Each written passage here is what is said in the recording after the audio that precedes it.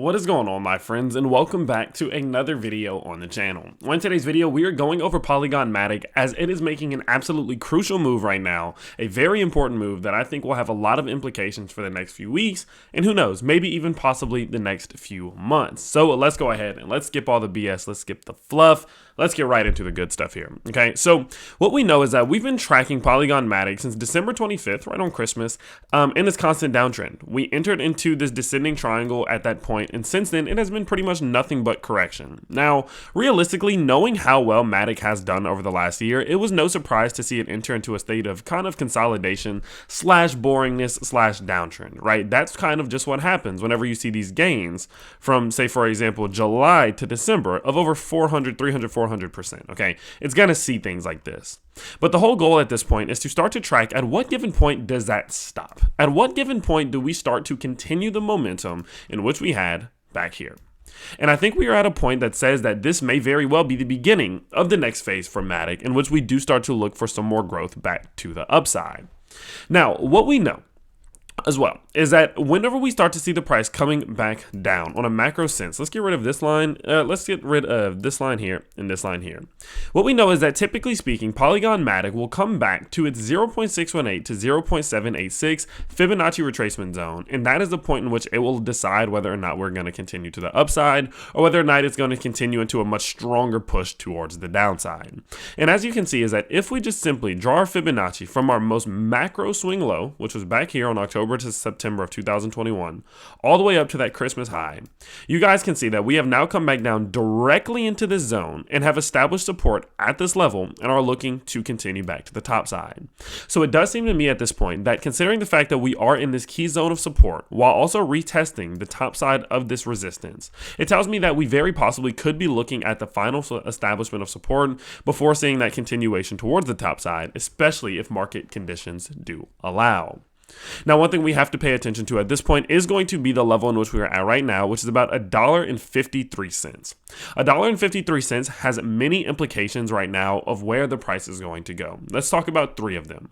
First and foremost, of course, is the interaction with the trend line here. If we're capable of breaking the trend line, that confirms that we are out of this downward trend that we had been in for the last few months, in which we may very well be entering into an area of consolidation or a slow downfall before eventually seeing the growth. It usually goes downtrend, consolidation, maybe even a slow fall, and then growth. So if we can enter into that second phase, that can be our accumulation phase, right? Now, if we break $1.53 at this given point, that puts us into the field of seeing the breakout from this resistance line, which does give us that confirmation we're looking for. The second reason in which $1.53 is going to serve as important as it is the 0.618 Fibonacci retracement level.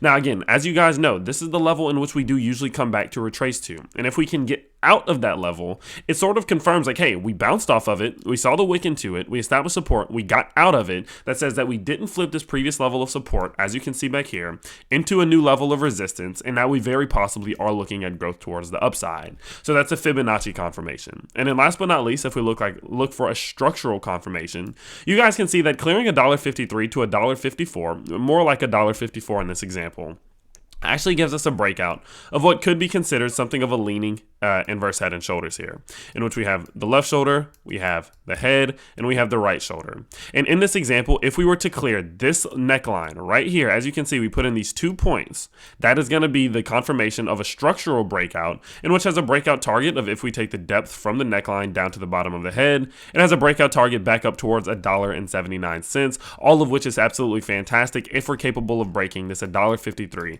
to $1.54 level.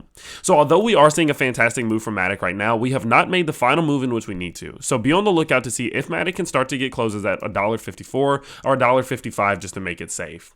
If we're capable of doing so, I will release the next video and release my plan of how I'm going to go about accumulating and the buys in which I will be making in this zone, or even if we do start to tread down into this zone here. I think that there are fantastic buys that can be made in which we will take advantage of. Now, in the event in which we do start to see the price rolling at this given point, it is extremely important that even if we do start to roll here, that we do not come back below $1.32. If we come back below this regional low right here, and we start to put in the treading lows towards this $1.25 area at, the 0.786 Fibonacci, the loss of that Fibonacci level would be absolutely detrimental to the long-term price of Matic, in my opinion, because that then puts us into perspective to revisit the range low that created the Fibonacci's, which is at $1.01.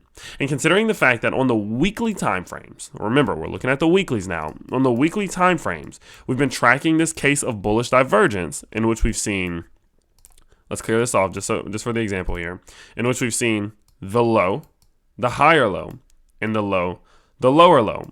As long as this price is above that range low, we have this extreme case of bullish divergence in which we very possibly could see a strong slingshot move back towards the upside.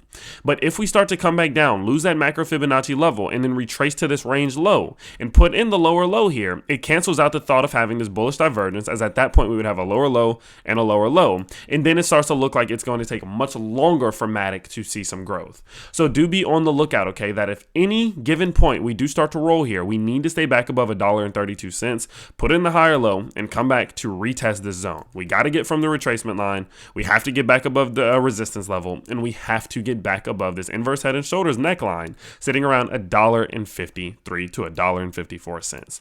So right now, that is the goal, that's the game plan, and that's what we're looking for. Of course, I'm not going to tell you exactly what's going to happen because I don't know exactly what's going to happen, but I can tell you the reasons why levels are important, how we can go about playing with those levels, and really understanding the consequences that come if we are incapable of breaking those levels, okay? So be on the lookout. I'm going to be updating you guys much more frequently and much more often, especially as the market is making much faster moves. So do turn on the notifications for the channel if you do want to stay as up to date as possible without missing any important updates. I do believe we could be in a time of consolidation, which could be a great accumulationary phase very soon here, and I don't want you guys to miss that information, as I think it could be beneficial to many people. If you also think it could be beneficial to many people, including this video, you can let me know by smashing that like button so more people are capable of seeing it, and we can continue to help the crypto space in any which way we can. But with that being said, that's going to be about it for today's video. And if you did enjoy, again, subscribe to the channel so you don't miss the next one, and I'll see you all next time. Peace.